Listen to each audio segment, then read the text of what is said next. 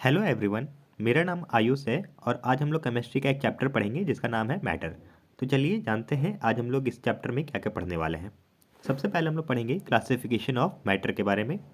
उसके बाद हम लोग पढ़ेंगे ब्राउनियन मोशन के बारे में। उसके बाद हम लोग पढ़ेंगे characteristic of particle of matter के बारे में। उसके बाद हम लोग पढ़ेंगे सॉलिड लिक्विड एंड गैस के बारे में। उसके बाद हम लोग डिफ्यूज़न के बारे में जानेंगे। उसके बाद हम लोग change of state of matter के बारे में पढ़ेंगे। उसके बाद हम लोग melting point, boiling point, condensation, freezing and latent heat के बारे में जानेंगे। और लास्टली हम लोग पढ़ेंगे सब्लिमेशन और इवापोरेशन के बारे में। तो चलिए आगे स्टार्ट करते हैं। चलिए हम लोग सबसे पहले जान लेते हैं मैटर के बारे में। मैटर वो चीज़ होता है जो कि ऑक्यूपाई करता है स्पेस और उसका कुछ मास होता है, तो उसको हम लोग कहते हैं मैटर। ऐसा कोई भी चीज़ जो कि थोड़ा जगह घेरता हो और उसके अंदर थोड़ा मास होता हो उसको हम लोग मैटर कहेंगे।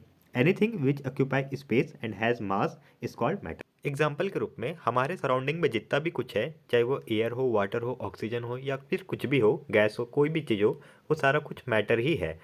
अब सवाल उठता है कि हम लोग मैटर से सराउंडेड है। मैटर किस चीज़ से बना हुआ है? जो मैटर जिस चीज़ से बना हुआ होता है उस पार्टिकल को हम लोग कहते हैं एटम। मैटर जो पार्टिकल से बना रहता है वो बहुत ही टाइनी पार्टिकल होता है जिसको कि हम लोग एटम्स कहते हैं। अब एटम भी जिस चीज़ से बना हुआ रहता है उसको हम कहते हैं इलेक्ट्रॉन, प्रोटॉन और न्यूट्रॉन। एटम भी तीन चीज़ से मिलकर के बना हुआ रहता है जिसे हम लोग इलेक्ट्रॉन, प्रोटॉन और न्यूट्रॉन कहते हैं। चलिए हम अपने नेक्स्ट स्लाइड में चलते हैं। अब हम लोग पढ़ना है ब्राउनियन मोशन के बारे में।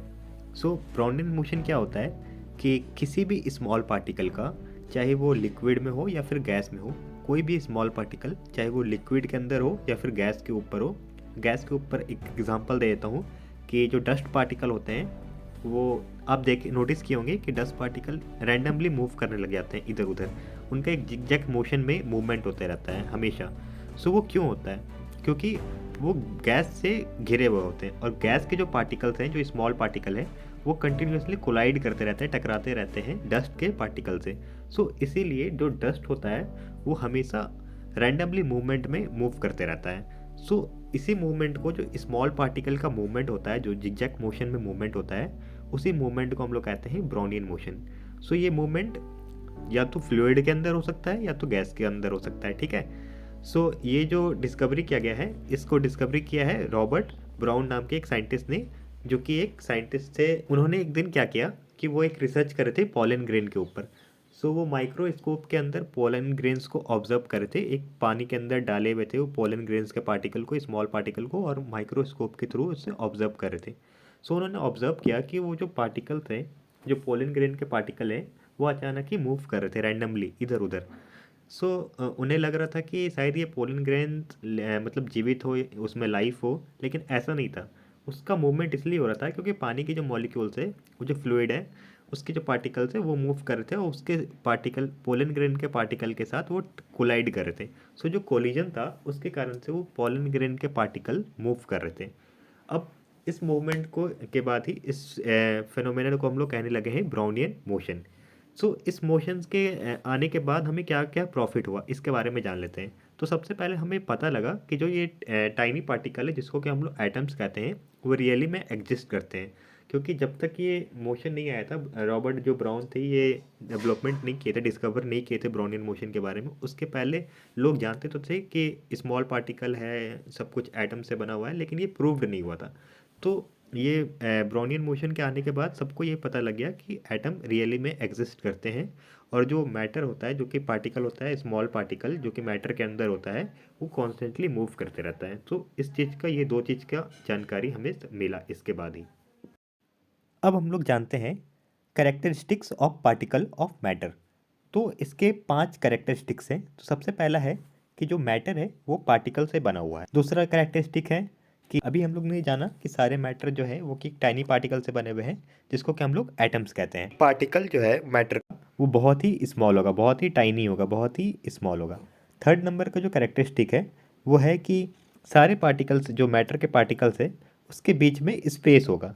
जो कि टाइनी पार्टिकल्स है, जो एटम्स है, हर एटम्स के बीच में थोड़ा थोड़ा स्पेस होगा। फोर्थ नंबर का जो कैरेक्टरिस्टिक्स है वो है कि पार्टिकल जो है, किसी भी मैटर के पार्टिकल जो है वो कॉन्स्टेंटली मूव करते रहते हैं। स्पेशली लिक्विड और गैस के, वो लोग फास्टली मूव करते हैं। लिक्विड में और गैस के जो पार्टिकल होते हैं वो फास्टली मूव करते हैं। और पाँचवा जो कैरेक्टरिस्टिक है, जो कि लास्ट है, वो है कि जो सारे जो पार्टिकल्स है, जो मैटर के पार्टिकल हैं, वो एक दूसरे को अट्रैक्ट करते हैं, वो एक दूसरे को अट्रैक्ट करते हैं लाइक ए मैग्नेट। जानते हैं स्टेट्स ऑफ मैटर के बारे में। तो मैटर के टोटल 3 स्टेट्स होते हैं, solid, liquid and gas. And अभी अभी एक प्लाज्मा भी ऐड हुआ है, लेकिन अभी हम लोग को उसके बारे में नहीं पढ़ना है, तो हम लोग अभी 3 के ही बारे में जानेंगे, सॉलिड, लिक्विड और गैस के बारे में। तो सबसे पहले हम इन तीनों के प्रॉपर्टीज़ के बारे में जान लेते हैं। तो सॉलिड से स्टार्ट करते हैं, सॉलिड के प्रॉपर्टीज़ के बारे में जानते हैं। तो जो सॉलिड होता है उसका एक फिक्स शेप होता है और एक फिक्स वॉल्यूम होता है, ठीक है। सॉलिड का हमेशा एक फिक्स शेप होता है और एक फिक्स वॉल्यूम होता है। सॉलिड को हम लोग कंप्रेस नहीं कर सकते हैं बहुत ही ज़्यादा कंप्रेस वो होता नहीं है, और बहुत ही फोर्स लगाना पड़ता है उसे कंप्रेस करने के लिए, ठीक है। और जो सॉलिड होता है उसका बहुत ही ज़्यादा डेंसिटी होता है और वो हैवी होता है as compare to gas and liquid. जो सॉलिड होता है उसे हम लोग किसी भी कंटेनर में कम्प्लीटली फिल नहीं कर सकते हैं। जैसे कि मान लीजिए कोई एक कंटेनर लेते हैं, कोई एक मान लीजिए कि एक घर का बाल्टी है, उसे ही लेते हैं। उसमें हम लोग अगर लोहा डालेंगे तो वो कम्प्लीटली नहीं भरेगा, ठीक है। वो लोहा से कम्प्लीटली नहीं भरेगा, क्योंकि हम लोग सॉलिड से किसी भी चीज़ को कम्प्लीटली नहीं कवर कर सकते हैं। हालांकि लिक्विड अगर हम लोग उसी बाल्टी में डालेंगे तो वो पूरा बाल्टी भर जाएगा लिक्विड के थ्रू, लेकिन वो सॉलिड के थ्रू नहीं भरेगा, क्योंकि सॉलिड से हम लोग किसी भी कंटेनर को कम्प्लीटली फिल नहीं कर सकते हैं। और सबसे लास्ट में सॉलिड का प्रॉपर्टी है कि सॉलिड फ्लो नहीं करता है। जैसे कि हवा फ्लो करता है, हवा बहता है, पानी भी बहते रहता है, फ्लो करता है, उस तरह प्रॉपर्टी सॉलिड का नहीं है, सॉलिड कभी भी फ्लो नहीं करेगा। अब हम लोग प्रॉपर्टी लिक्विड के बारे में जान लेते हैं, लिक्विड की प्रॉपर्टीज़ के बारे में जान लेते हैं। तो लिक्विड की भी सेम ही प्रॉपर्टी है लगभग, थोड़े बहुत चेंजेस है। जैसे कि लिक्विड का वॉल्यूम भी फिक्स रहता है सॉलिड की तरह, लेकिन उसका शेप फिक्स नहीं रहता है। आप उसे किसी भी कंटेनर में रखोगे वो उस कंटेनर का शेप ले लेगा। तो लिक्विड का एक शेप फिक्स नहीं रहता है, जो कि सॉलिड में फिक्स रहता है। सॉलिड की तरह लिक्विड को भी कंप्रेस हम लोग ज़्यादा नहीं कर सकते हैं, एक हद तक ही उससे कंप्रेस किया जा सकता है, लेकिन ज़्यादा कंप्रेस हम लोग उसको नहीं कर सकते हैं, ठीक है। और जो लिक्विड होता है उसका एक मॉडरेट डेंसिटी होता है, ना ज़्यादा होता है ना कम होता है, एक मॉडरेट होता है, ठीक है। और वो होता है हालांकि वो सॉलिड से बहुत ही कम डेंसर होता है, यूजुअली जो होता है वो सॉलिड के मुकाबले कम डेंसर होता है। कुछ कुछ ही ऐसे सॉलिड है जो कि लिक्विड से कम डेंसिटी में होते हैं, ठीक है। और लिक्विड हमेशा फ्लो करता है, जो कि सॉलिड में नहीं है वो प्रॉपर्टी, लिक्विड में प्रॉपर्टी है कि लिक्विड हमेशा फ्लो करेगा, ठीक। और वो किसी भी कंटेनर में रखा जाएगा तो वो कंटेनर को पूरी तरह से फिल करेगा, जैसा कि सॉलिड नहीं करता है, लेकिन लिक्विड में ऐसा होगा। अब हम लोग प्रॉपर्टी जान लेते हैं गैस के बारे में। सो जो गैस होता है वो उसका कोई भी फिक्स शेप नहीं होता है और ना ही फिक्स वॉल्यूम होता है, उसका वॉल्यूम भी फिक्स नहीं रहता है और शेप भी फिक्स नहीं रहता है। गैस को हम लोग इजीली कंप्रेस कर सकते हैं, जैसा कि हम लोग लिक्विड और सॉलिड में जाने हैं कि वो उसे कंप्रेस तो किया जा सकता है, लेकिन बहुत ज़्यादा कंप्रेस हम लोग नहीं कर सकते। लेकिन गैस में हम लोग उसे इजीली कंप्रेस कर सकते हैं और बहुत ही ज़्यादा कंप्रेस कर सकते हैं। एक एग्जांपल आप लोग को देता हूँ। हमारे घर में जो एलपीजी गैस आता है, गैस सिलेंडर आता है, उसमें जो गैस भरा जाता है उस बहुत ही कंप्रेस्ड रहता है, मतलब कि बहुत ज़्यादा अमाउंट ऑफ गैस उसमें डाल दिया जाता है कंप्रेस करके। सो वो एक उसका एग्जाम्पल है, ठीक है। हाँ, और हम लोग गैस के दूसरे प्रॉपर्टी को जानते हैं कि गैस का जो डेंसिटी रहता है वो बहुत ही लो रहता है। और गैस को जो होता है किसी भी कंटेनर में अगर हम लोग फिल करते हैं तो वो कम्प्लीटली फिल हो जाता है। और लास्ट उसका प्रॉपर्टी है कि गैस भी फ्लो करता है लिक्विड की तरह। जैसा कि हम लोग लिक्विड के प्रॉपर्टी में जाना था कि लिक्विड का नेचर होता है कि वो फ्लो करता है, उस तरह से गैस भी फ्लो करता है। अब हम लोग जान लेते हैं इंटरमॉलिक्यूलर स्पेस के बारे में। तो जैसा कि आप लोग स्क्रीन पे देख पा रहे हैं, ये तीनों पार्टिकल्स का इंटरमॉलिक्यूलर स्पेस के बारे में दिया हुआ है, सॉलिड, लिक्विड और गैस के बारे में। तो जैसा कि आप लोग देख रहे हैं कि सॉलिड में जो इंटरमॉलिक्यूलर स्पेस है मॉलिक्यूल्स का, जो एटम्स का है, वो बिल्कुल ही पैक्ड है, मतलब कि बिल्कुल ही स्पेस नहीं है, जगह नहीं है, बहुत ही कम जगह है, टाइटली पैक्ड है। और जो इंटरमॉलिक्यूलर स्पेस है लिक्विड में कंपैरेटिवली सॉलिड के मुकाबले वो थोड़ा लेसली पैक्ड है। और जो गैस में है वो सबसे लूजली पैक्ड है, ठीक है। जो इंटरमोलिकुलर स्पेस होता है जो कि गैस में है वो सबसे कम होता है। चलिए आगे बढ़ते हैं। चलिए अब जानते हैं डिफ्यूज़न के बारे में। तो डिफ्यूज़न क्या होता है कि किसी भी पार्टिकल या फिर मॉलिक्यूल्स का स्प्रेड होना हायर कंसंट्रेशन से लोअर कंसंट्रेशन की ओर। किसी भी पार्टिकल या मॉलिक्यूल्स का स्प्रेड होना हायर कंसंट्रेशन से लोअर कंसंट्रेशन की ओर, उसको हम लोग कहते हैं डिफ्यूज़न। सो डिफ्यूजन के केस में हम लोग डेली रूटीन में भी हम लोग नोटिस करते हैं, जैसे कि अगर अगरबत्ती जलता है घर में तो उससे जो धुआं निकलता है वो जल्दी ही हमारे तक स्प्रेड होकर के आ जाता है। तो वो क्यों होता है? क्योंकि रैंडम मोशन होते रहता है हमेशा पार्टिकल्स का, उस वजह से गैस के फॉर्म में या फिर लिक्विड के फॉर्म में हमेशा पार्टिकल मूव करते रहता है, जिसके वजह से डिफ्यूजन कैरी होता है, और डिफ्यूजन हमेशा हायर कंसंट्रेशन से लोअर कंसंट्रेशन की ओर जाता है। अब हम लोग जानते हैं change of state of matter के बारे में। जैसा कि हम लोग जानते हैं मैटर के 3 फिजिकल स्टेट्स होते हैं, सॉलिड, लिक्विड और गैस। अब इन तीनों इंटरचेंज कब होते हैं, मतलब सॉलिड लिक्विड में कब बदलता है, लिक्विड गैस में कब बदलता है और गैस सॉलिड में कब चेंज होता है। तो ये दोनों दो फैक्टर पे डिपेंड करता है कि कब ये अपना स्टेट चेंज करता है। और जो दो फैक्टर है वो है टेम्परेचर और प्रेशर। जब टेम्परेचर और प्रेशर एक्ट करता है दोनों पे, तो ये अपना स्टेट चेंज करते हैं। फॉर एग्ज़ाम्पल, अगर 0 डिग्री टेम्परेचर है और नॉर्मल प्रेशर है, तो उसमें जो वाटर है वो एक सॉलिड स्टेट में रहेगा 0 डिग्री सेल्सियस पे, जो कि है आइस के फॉर्म में।